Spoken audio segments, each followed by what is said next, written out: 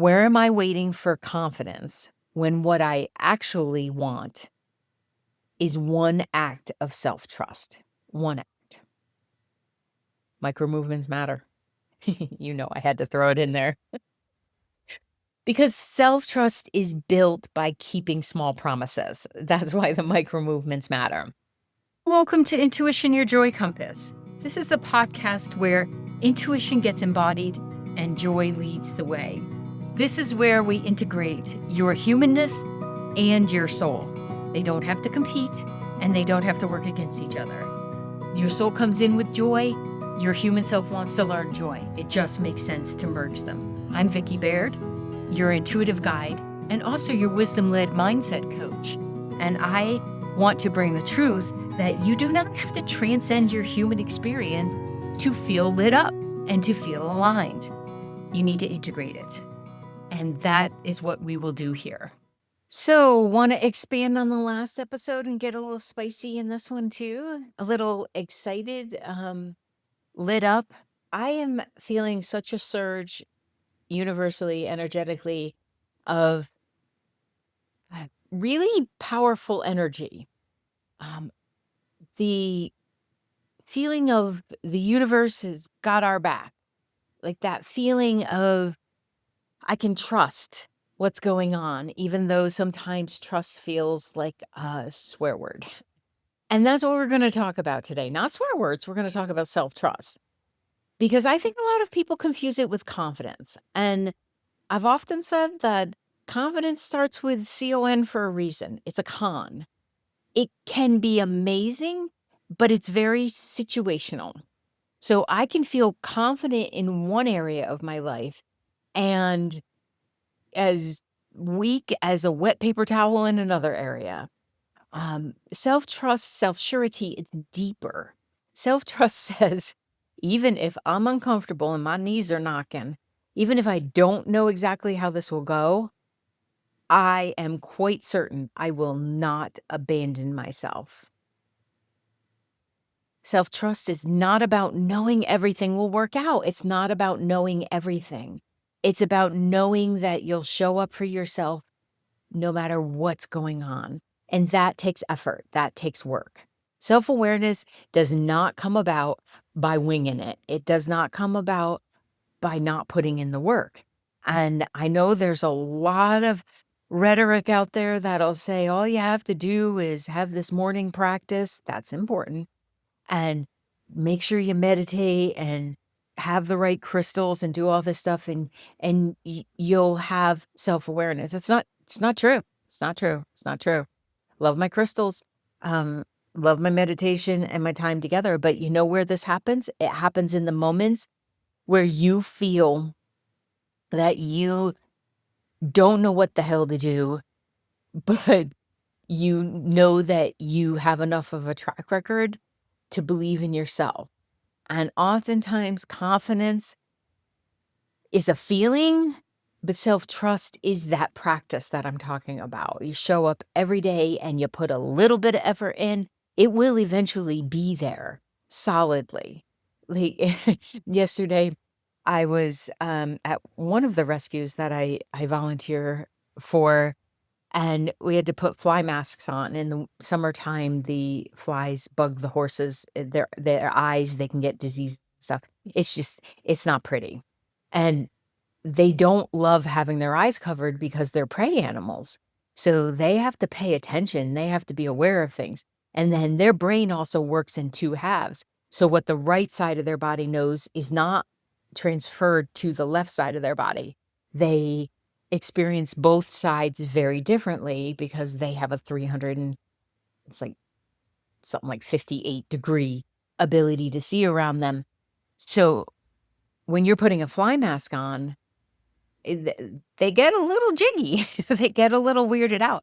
And we needed to do it. So yesterday, as I'm doing this, I'm going into it and I'm thinking last year I was not good at this. I was not good at it at all. I'm sorry to my horse friends. I'm so sorry. But this year I said, you know what? I know how to bring my heart rate down. I have a year's more experience working and reading the body languages of the horses. This will be fine. And I went into it with that self-surety, that trust that says, "You know what? I'm also going to know when to bail, when this horse is just not up for it today, and we're not going to do it." And it was so fun to experience this in myself because one of the horses halfway through, she went in reverse so well, like, that girl can drive in reverse, she's impressive. And I was so present and trusting that I knew what to do with this horse no matter what way it went, that I also read her really well to realize that if I just paused and told her she was a good girl and gave her another minute, we could get this accomplished, and we did. And I was so excited. And then I had to do, the gelding that was there, and he had some opinions, but we also got his on. And when we walked away, the fellow volunteer, she's like, "You're so good at this." And I said, "I just want you to know that I'm really nervous going into that a lot of the times." But you have to trust that you have both sides of the equation. You have the skill to get it done, put it over the ears first, then over their eyes. Um, and then you also have the knowing or the knowing and the trust in yourself to stop when it's not working. I mean, come on. That could be a prescription for life in and of itself. So my confidence said, "Okay, I know I can do this because I have done it before." But self-trust says, "I haven't done this enough before, but I trust myself to learn to remember what I've been taught, to pause, to recover if necessary, ask for help." I had another volunteer there. I could have said, "Can you take over?" And then just to keep going. And that distinction matters because you can have a false sense of pride, even that I know I can do this. I've done it before. That's great that you can have that about yourself, but self trust shows up even in the places you haven't done something before.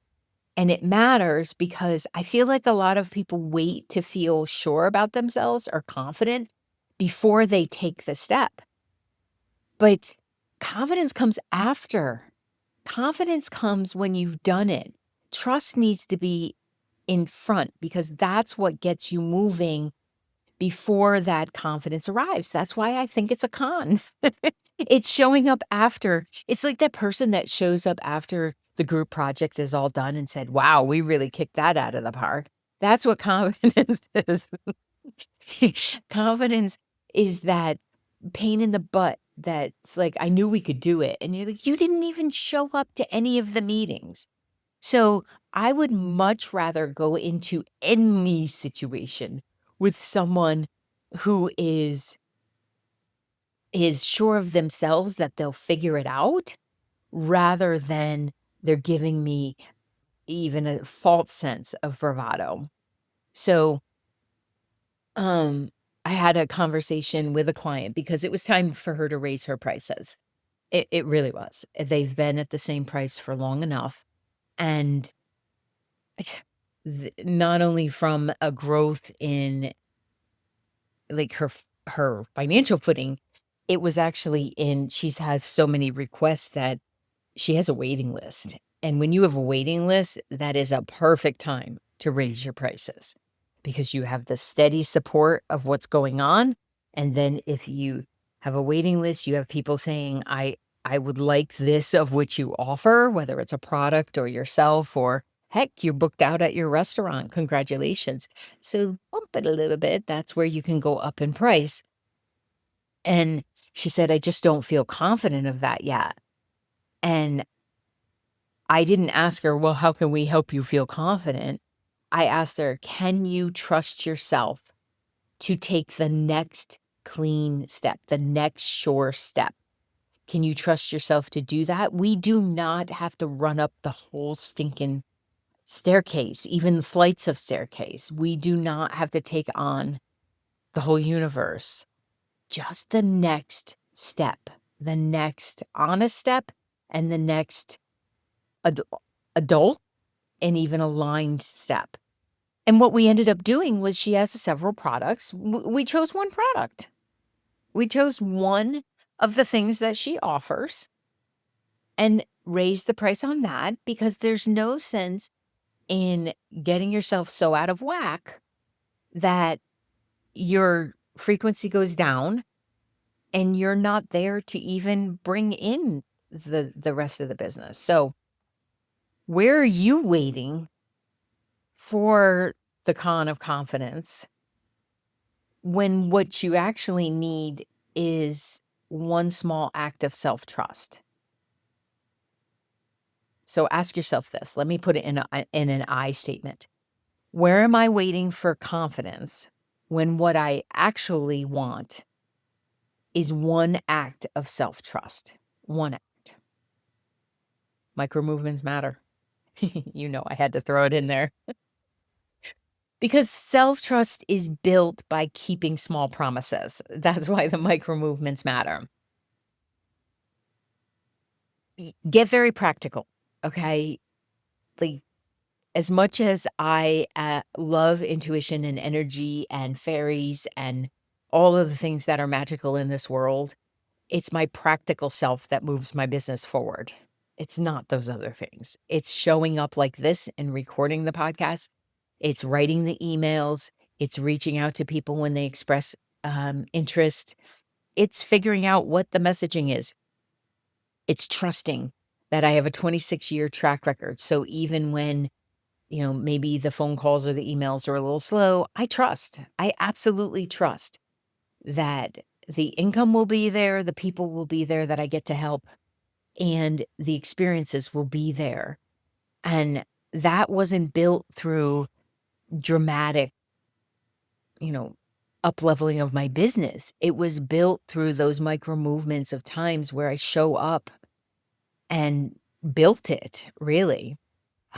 Because it's those tiny moments in which your brain will build the muscle, the neuroplasticity, the neural pathways, okay? So what that might look like as an example. I know I really like examples when someone's talking about some concept. I'm like, "Ugh, I need an example of this." So you said you would go to bed earlier, and you did. So the next morning, you're like, "I can really trust myself to take care of me.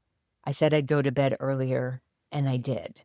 Um, I said I would not check that person's social media, and I didn't. Oh my goodness, would you just please block them or unfollow them?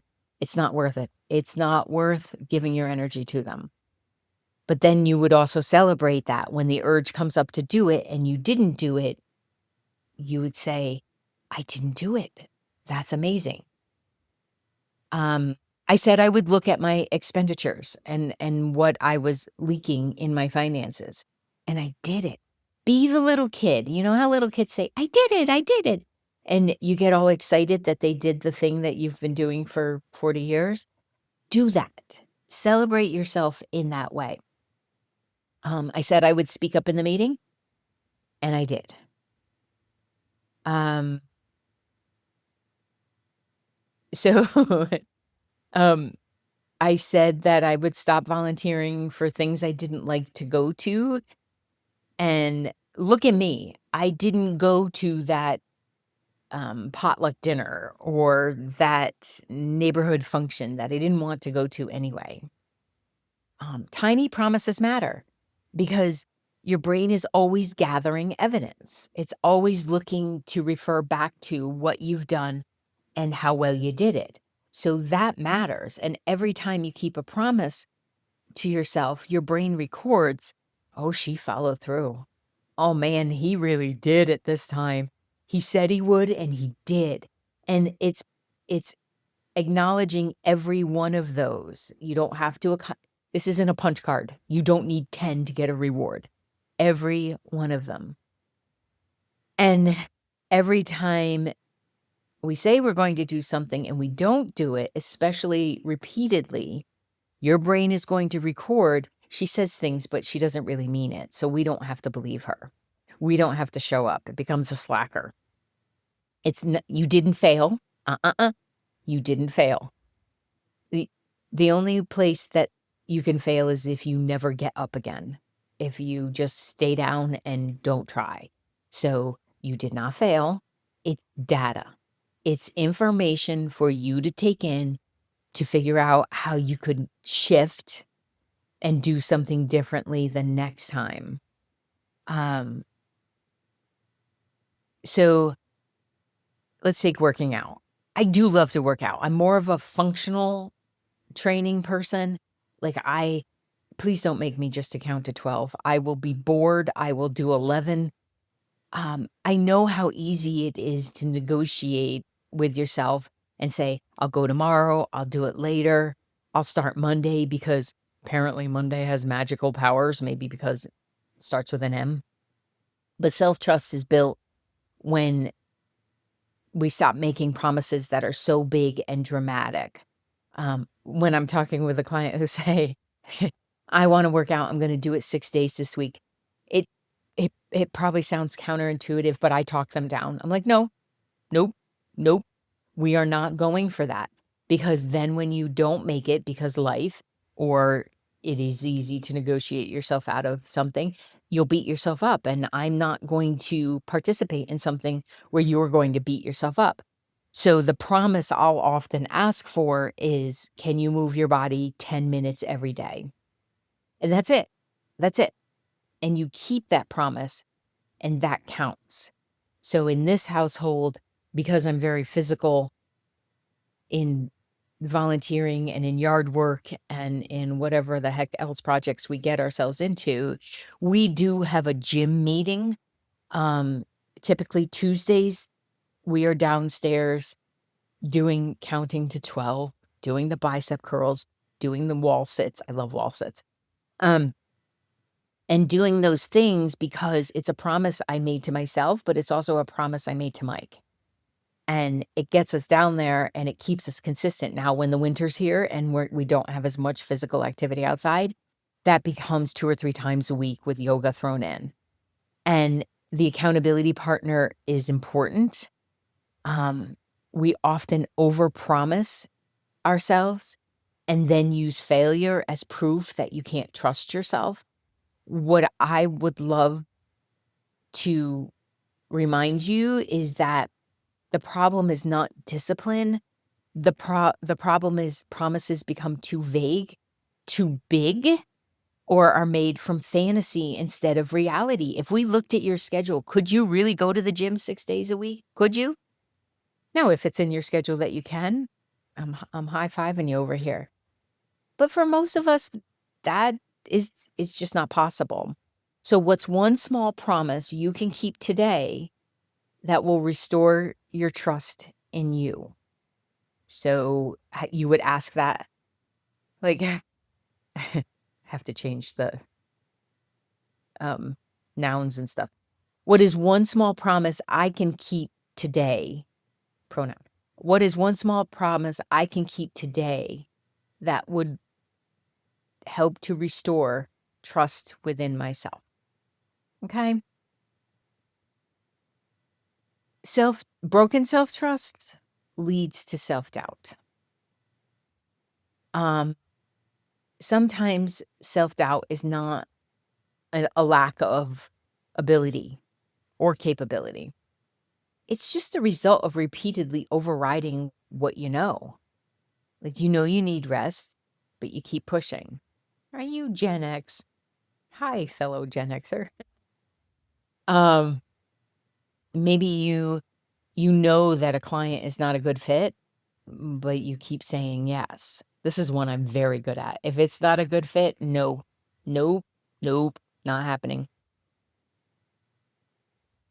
I know I need back to the example of previous example. I know I need to charge more. I keep discounting. This relationship is not lining up. It's exhausting me. I keep pretending it's fine. Remember what fine means? Name those emotions. I know I want something different, but I keep thinking that that's unrealistic. And then we say, I don't know why I'm so confused. Well, respectfully, it's because you keep gaslighting yourself into sensibility and not taking bigger leaps or trusting in yourself to take one leap. Um, so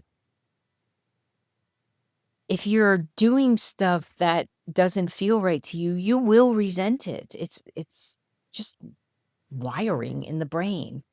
Um, it's not about becoming more clear. That's the other thing I'll hear. And listen, I say that to myself too. Clarity is my word of the year. And I'm doing a lot of work around that to be clear in relationships, to be clear in my work, to be clear in my conversations with myself, my diet, all of it. But if you if we keep gaslighting ourselves and um saying you're going to do something but not following through on it, you're going to eventually resent yourself. And you have to go everywhere you go. So that would not serve yourself. So sometimes you do need more clarity. But you can also respect the information you already have. You can start from where you are. So, yes, confusion can happen, but a lot of the times, I'm confused is an excuse for non-movement. So again, what's that small movement you can make? And maybe you don't like the action that your brain came up with, or that would clarify more things. Maybe you don't like that action. Well, do it for 10 minutes and see if you can move past it. Okay? Because self-trust is so paramount to clarity. When you have self-trust, you can be a little cloudy. You can be a little confused because you trust that clarity will follow on the heels of itself. I feel like that was a very confusing section. So sorry if I confused you, but it all boils down to being willing to be clear enough with yourself that you will take the next small action and you will respect the fact that you will not break a promise to you anymore because you love you. Remember, you love you. So most of the time, our saboteurs or our judge or the inner biatch or the inner critic does not come through with a statement of, "Hi, I'm here to screw you over and sabotage your growth." I mean, it would be nice if it showed up that way because that would at least be clear, right? It'd be rude, but it'd be clear. Instead, it comes through with a much more reasonable voice. "You're not ready. Let's just wait on that. Let's gain more clarity. Let's have another conversation." I swear this is where meetings about meetings come from. Oh, those are so annoying. Especially the older I get, I just don't have time for that. What is it that you're asking me? And how can we create that? And if we can't, let's call it a day, good sir. Um, it'll also say to you, you should be grateful for what you already have. You don't need to expand or grow or learn anything else. You should just be grateful. Um, a lot of the times it'll say, well, what if you succeed? And then people will expect more from you because fear of failure, I think that's bunk. I think more people are afraid of succeeding because then it can feel like there's more and more that will be put on your shoulders, but that's not necessary. It's not true if you have boundaries and you know what it is you want and what you don't want.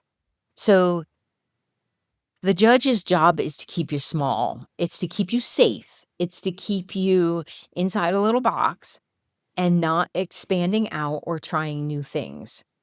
It's to fool you into thinking that safety is where a well-lived life comes from. But uh, um, that message of you tried it before and didn't follow through, or what if you fail? That's self-abandonment. That's like you leaving you out in the wind, right? And never going back to pick you up. So if you want to write a book, start a podcast, raise your rates, apply for that leadership role, create a retreat, um, start a meetup group, join a bowling league.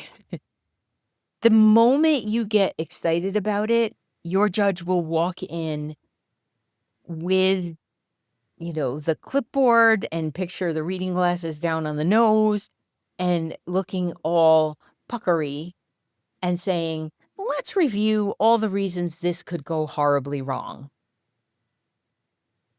What you can say is, thank you, Judge. You're very organized. Not helpful at all. Our practice is not to fight that judge. If you want self-trust, you better make friends with it. You better make friends with your judge. And not best friends. Don't make best friends with it, but make friends. Your role acquaintance. Make acquaintance with it. The friend category feels too deep. Make acquaintance with it. Recognize it. Say, yes, absolutely. You do bring some valid information. I see you there, and I do appreciate you keeping me safe.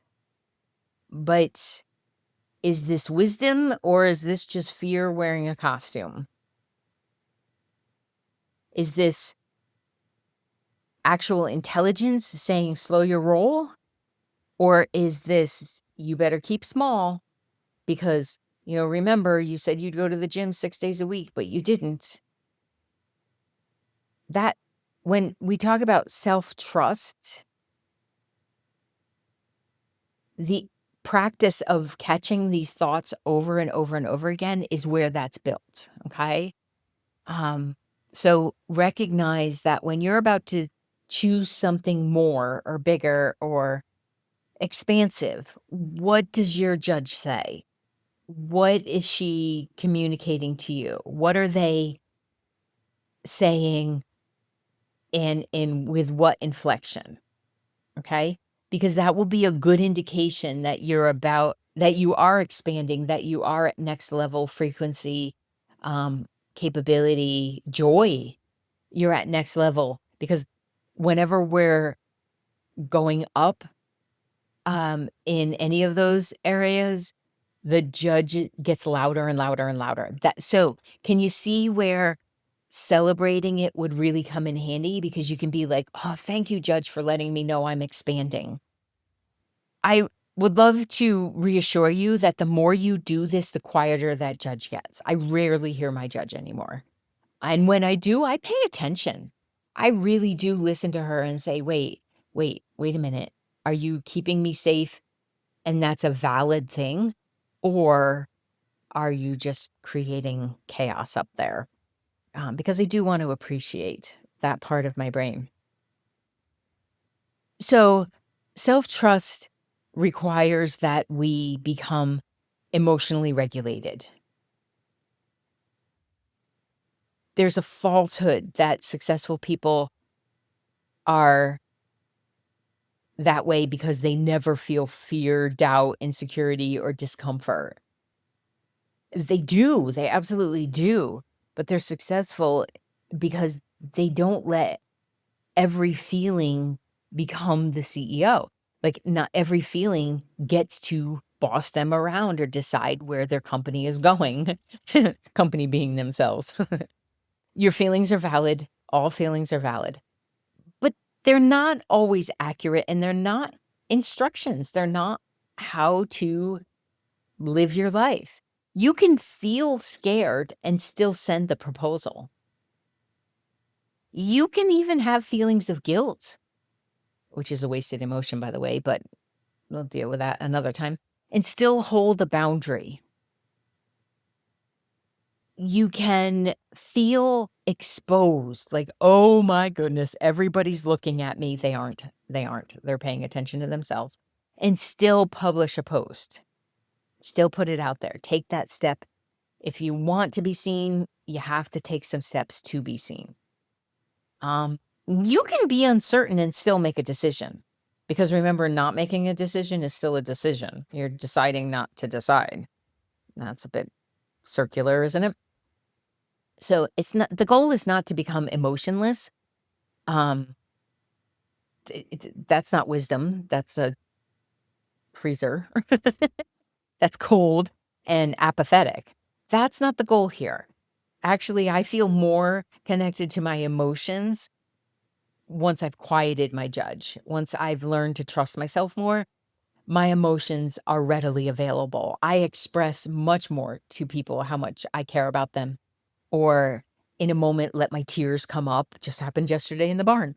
Got frustrated and the tears were flowing and I didn't suck them back. I let them be there. Because the goal is to know yourself so well that everything is available to you. It's also to pause long enough to choose from your deep self instead of reacting from the loudest feeling in the room. You can be completely annoyed with the state of employment right now and the workforce that's out there that you're attracting to you. You can feel deeply annoyed by that while still activating some level of action that you can trust yourself, find the employee that did work out well, even if they left. Employees are not always there forever and ever. Amen. So you can have your body react, your chest be tight, your stomach's flipping out, your brain saying, abort mission, charge less, make it comfortable, don't ask that person out. You can have all that happening and still activate a self-trust pattern. A statement, I can feel this discomfort and still honor myself. I can feel um, anxiousness and not abandon myself. I can keep moving forward, especially while feeling nervous. So, one of the pathways to self trust is just stop outsourcing permission. Um, I find people ask other people what they should do too much. Um, and not because they can't handle things themselves, but because sometimes we're afraid to stand alone, alone, stand alone in our knowing, and to stand in trust, but also truth to our knowing. And I had someone say to me recently, well, you need to end that relationship because you're obviously not enjoying it anymore. And I said to them, I don't have to end the relationship. I have to end the part I'm participating in, which is talking about it too much. Because if a relationship is going to end, if you're talking about it to other people, your friend, your the internet, AI, your neighbor's cousin, your chiropractor, like if you're talking about it too much, you're leaking energy, number one, and you're not standing alone in the knowing. So in that moment, I felt, you know what? I just need to stop talking about this because my knowing is that this relationship is going to see itself out. I don't have to justify. I don't need to get permission. I can allow that to happen and feel no ill will towards the other person either, which is actually really fun. I love the fact that relationships can expire and we don't have to be mad about it. We don't have to be hurt. We don't have to be sad. We can just say, I wish you well. Ta-ta, arrivederci. Because self-trust has us asking, what do I know before I ask everyone else? Because most of the time you're going to come back to your own knowing anyway. Just save the energy, save the input and the opinions. Not saying that you can't bounce something off of somebody, but just stand in your own trust. Like, sometimes I feel like people ask for advice when they're actually seeking permission, and being able to delineate that, being able to feel the difference. Advice is you're there and you genuinely want to hear what this other person has to say, and you will run it by your own internal committee, right? Permission is absolutely, you should leave that relationship. They're a jerk, or they did this, or they did that. And it's not conducive to trusting yourself. So self-trust is an inside job. It's not selfish. Well, it is selfish, because selfish means to take care of oneself. But there's a commitment, like a stewardship that we agree to coming into this lifetime to take care of ourselves. And sometimes we forget that. We forget to take care of ourselves. Ooh, very good book. Emma Grede, I think is how she says her last name, Grede. Um, Take care of yourself first. We'll put it in the show notes, a link to it in the show notes. But if you look up her name, it'll come up. The idea is to stop apologizing or breaking promises to yourself because someone else might have a need. Like, yes, there is a need for more volunteer hours, but that doesn't mean you have to fill them. Many women break promises to themselves because someone else has that need. They delay the dream. They say yes when they mean no. We move our boundaries. Just realized I was doing they, and I'm in the club. And they'll call it love.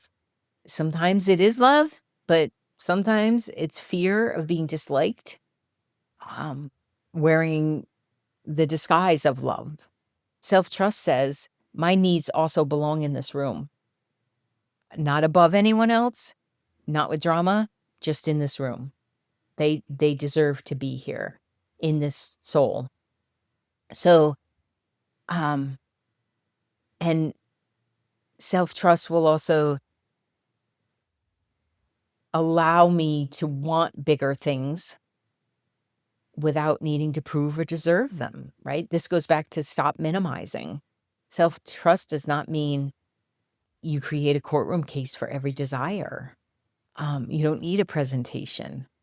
The dream does not need to be fully known, fully mapped, fully approved by myself or anyone else before you're allowed to take it seriously is an important important statement. So I have had times in my life where I gave tremendous amount of time, energy, leadership, care, financial support, and the love was real. The love was very real. And so was the pattern of overgiving. Lifetime practice. And I am learning, because I'm not completely there, that I have to honor myself and I have to trust the knowing that's within me when it's too much or when I'm just not enjoying it anymore. It's okay to say, I used to love this and now I don't love this. I don't need someone else to recognize it. I don't need permission. Once I see it, sometimes it takes me a little bit to see it. Still human over here. I'm then responsible for how I move. And yeah, I will feel bad about things. I don't really do guilt, but I will feel, well, if I'm being honest, I will feel like I'm abandoning ship. But I have to give it a boundary. If I hear um, that I'm not choosing myself, I have to pull that, emergency brake and say, that's not okay. We have to be aligned with who I am, what I want, and then be of best service. Okay. So none of this is easy. I hope you hear that. It's not easy, but it's worth it. So, and we just have to keep repeating it because self-trust is built through repetition. And maybe the promise is too big, make it smaller. So I don't want you to completely overhaul your life. You have some trust within yourself already. Find that. You don't need to uh, go big or go home. I want you to choose one small promise and keep it. Something realistic. Can you eat 3 vegetables today? Something honest. Something that tells your system, I can trust me. I can really trust me. And yes, there should be a certain level of incredulousness there because you haven't done it in the past very often. Your system is going to be like, I can. This is so exciting because that's how it's built, little by little, not by perfection. There's no such thing. And not for waiting for fear to disappear. One kept promise at a time. Okay, just one. And before you start thinking you're behind, you're not. You have a behind, but you're not behind. You're building the relationship with yourself with awareness now. You didn't know you were doing it before. Perhaps you know you're doing it now. And that relationship has to be the foundation for everything you say you want. Self-trust has to be that foundation. And that's why we do it a little bit at a time, brick by brick. Okay? So pick that one thing that you are going to promise yourself and you keep it this week. I don't care how much you twitch, how much your brain comes up with excuses. You keep that promise. If you have to pretend it's someone else that you're keeping the promise to, I'm okay with that.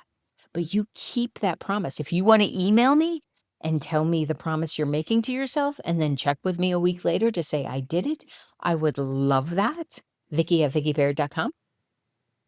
And I will also hold that space of, well, I know they can do this. I absolutely believe in them. You have a 100% track record of showing up every day for yourself. Let's do it with intention. Okay? Thank you so much. I have an amazing self-trust through practice, and I trust that you do too. Thank you so much, and I'll see you in the next episode. Thank you so much for listening to this episode of Intuition, Your Joy Compass. I'm so grateful you are here, and I'd just like to leave you with what I would consider a listening agreement. By listening to this podcast, you agree to stay open, curious, and connected to your own intuition. You agree to take what resonates and throw out the rest into your body, into your breath, and into your lived experience. You agree to honor your humanity, trust your soul's voice, and let joy guide your next step. This is not passive listening, and this is not toxic positivity. This is conscious receiving. Thank you so much for being here.